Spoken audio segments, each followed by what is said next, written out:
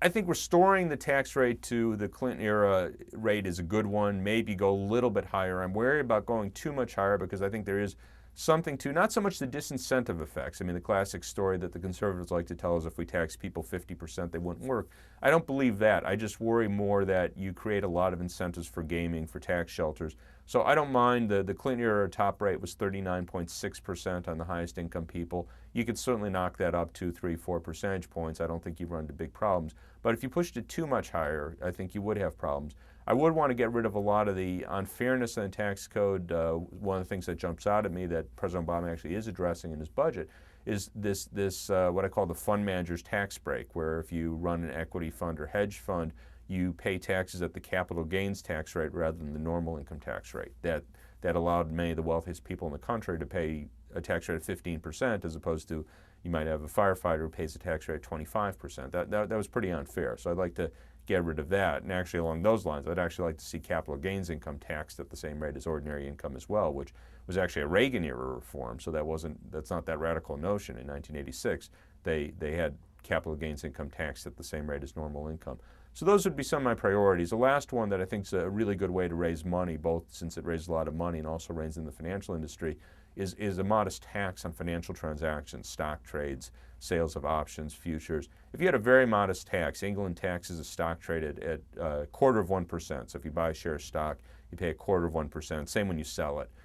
They raise the equivalent relative to their economy of $30 billion a year on that. I would apply it to broader instruments. I'd also have it on options, futures, credit default swaps, the whole range. Lower rates on those instruments, but the whole range of financial assets. You could easily raise over $100 billion a year that way. And that's a tax that would have a minimal impact on people who are investing. Again, they won't like the tax. No one ever likes to pay taxes. But no one who's looking to hold stock for 5 or 10 years is going to be that affected by paying a quarter 1% when they buy it and quarter 1% when they sell it. But it will have a very big impact on the people who are actively trading, buying at 2 o'clock, selling at 3 o'clock.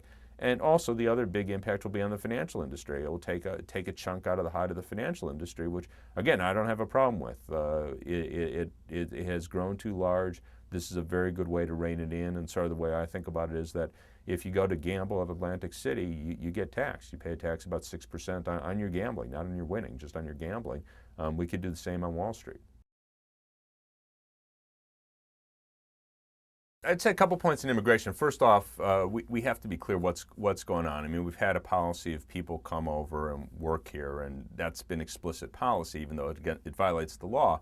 And the idea was that gave cheaper labor than you could have gotten by hiring domestic workers. And that's had two effects. Obviously, we have all these people come in from low-wage, poor countries, work at lower wages.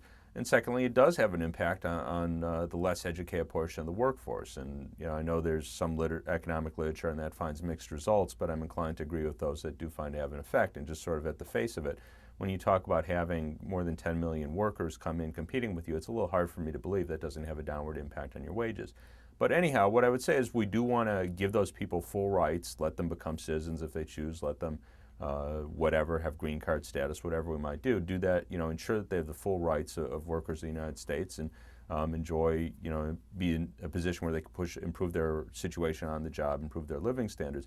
You are going to need regulation of immigration going forward, which I think has to be done at the employer level. There have to be serious sanctions. Now, the high-end workers, we have in effect had employer sanctions.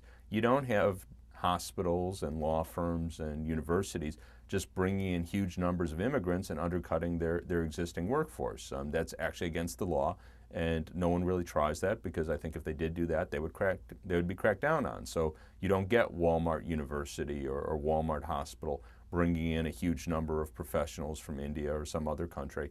And I think that's actually unfortunate because I think it would benefit the developing countries, benefit the United States to allow a more free flow of highly skilled immigrants. And it would benefit us because we would get, it's the exact same argument we make about trade, except it would be at the high end rather than the low end. We would get these services, medical services, legal services, on down the list, at much lower prices if we allowed people from developing countries who are willing to work for lower wages, because their wages in their home country are so low that it would still be a big jump up if they worked for 2/3 the wages that our professionals receive. So we would get a huge benefit that way. Those workers themselves would hugely benefit since they would see a huge increase in living standards. And we could structure it so that the countries benefit. So we, in effect, have some sort of tax associated with basically repaying for their training costs in India, in China, whatever country it might be, so that they might be able to educate 2 or 3 doctors for every doctor that came to work in the United States. So I think we could structure this in a way. Economists like to talk about trade as being a win-win. It's often not that way. You have a lot of losers in that story. We could structure this in a way that actually is a win-win, where people in the United States would gain, the immigrants coming to work here would gain, and the home countries would gain as well if we ensured that a portion of those wages were in effect repatriated back to the home countries to educate more workers.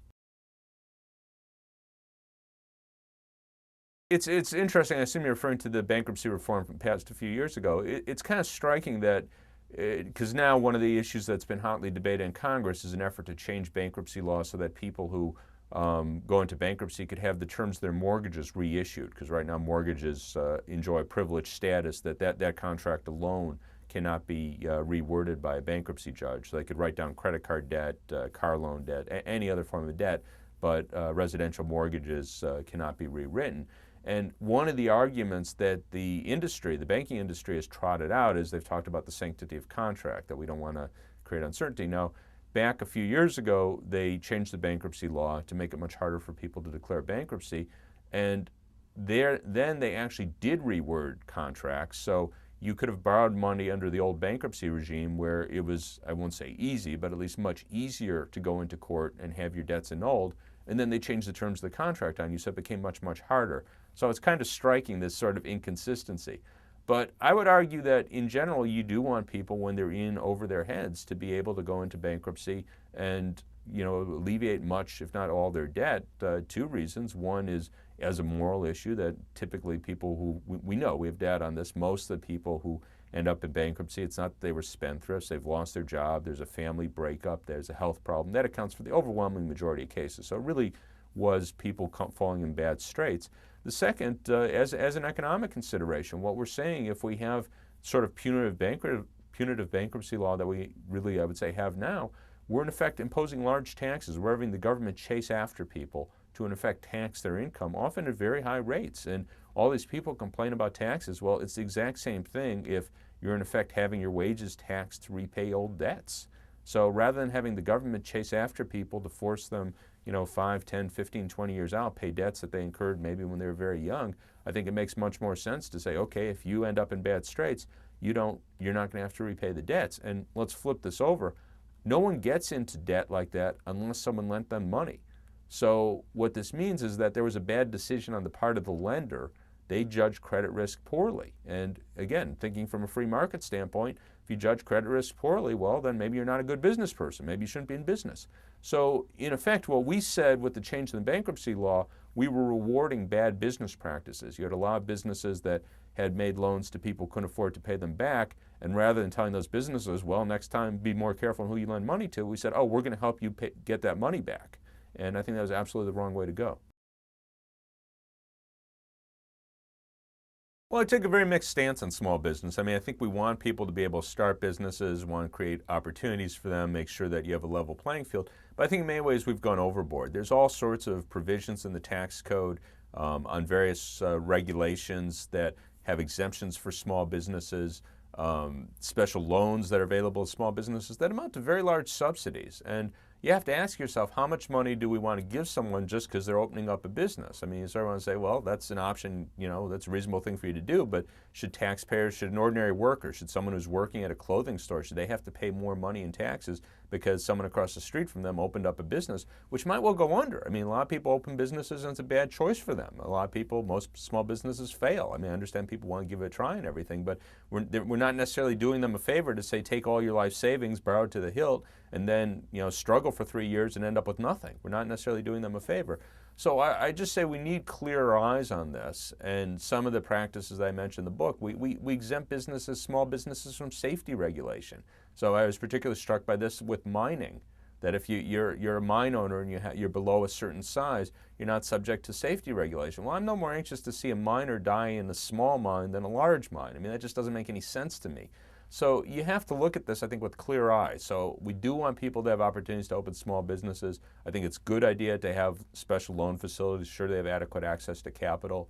When we award government contracts, make sure that they're accessible to small businesses. So there's all sorts of things that we should do more of that I think are very reasonable in terms of allowing a level playing field between larger and smaller businesses.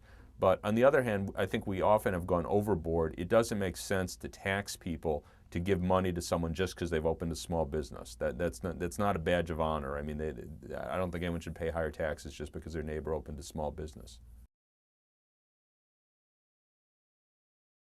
Well, it's only threatened politically. There's a lot of people who want to cut it back. But in terms of the viability of the program itself, we don't have the latest projections, new projections, I should say, post-crash projections from the Congressional Budget Office, but their projections that they put out last summer showed the program could pay all benefits through the year 2049 with no changes whatsoever. And even if we never did anything, it could still pay about 75% of projected benefits, which would be higher than what retirees are getting today. So what that would mean is if we just put the thing on autopilot, never paid any attention to it at all, 2060, 2070, 2080, retirees in those years would be getting considerably more money than retirees do today. So this idea that there's some huge problem there, that's simply not true. There's a long-range problem that stems from the fact we're projected to live longer, which hopefully will be true. Somewhere down the road we'll have to make adjustments, and that could take the form that we might raise taxes some at some point in the future, might decide to raise retirement ages. Maybe people have to work a little longer into their life, but that's a distant problem. It's very different from the way it's being portrayed, that here's this program that's about to go bankrupt. And it's particularly pernicious that people are talking about doing something to it now, because the people, the workers in their 40s, their 50s, even 60s who are about to retire, they've just seen everything they worked for disappear. If they had equity in their home, much of that equity has just disappeared. They had put money in a 401k. Most people, of course, haven't put very much in 401k or retirement plan, but let's say they had. They just lost 30, 40% of that. So the idea that you would take money away from these people at the edge of retirement who've just lost trillions of dollars, the loss to older workers or retirees is on the order of $15 trillion, that we would look to take away the Social Security from them, that's really pernicious. And it's remarkable to me that you have so many politicians that are willing to get up there and say that. Actually, I shouldn't say that because they usually don't put it in those terms, but that is what they're trying to do. So it faces a very real political threat. Remarkably, the biggest threat is from the people who brought on this disaster. I mean, I look at Peter Peterson, who's certainly a big advocate of cutting Social Security benefits. Here's a man who worked on Wall Street, got very rich working on Wall Street, and he's using much of the money that he earned to try to undermine Social Security so that other people can't enjoy a decent retirement. So it's incredibly pernicious that both this effort to take away the money from people who've worked for this, they've paid in for those benefits. We're not giving them a gift. They paid for them. They paid taxes for them. And secondly, that the people who are leading the charge are exactly the same people who brought on this economic disaster.